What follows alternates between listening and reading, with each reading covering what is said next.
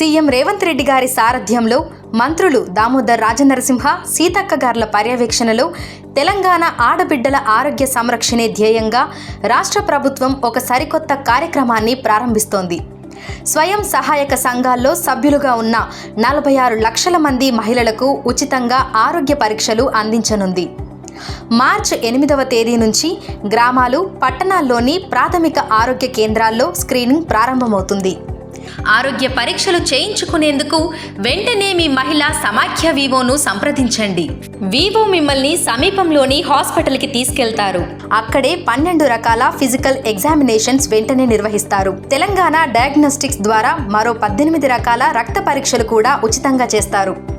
పరీక్షల ఫలితాలను 24 గంటల లోపల మీ సెల్ ఫోన్కే పంపిస్తారు. ఏవైనా అనారోగ్య సమస్యలు గుర్తిస్తే ఉచితంగా వైద్య సేవలు అందిస్తారు. అంతేకాదు, మీ ఆరోగ్య వివరాలన్నీ డిజిటల్ హెల్త్ కార్డుతో అనుసంధానం చేస్తారు. తెలంగాణ ఆడబిడ్డల ఆరోగ్యమే రాష్ట్ర ప్రభుత్వ లక్ష్యం.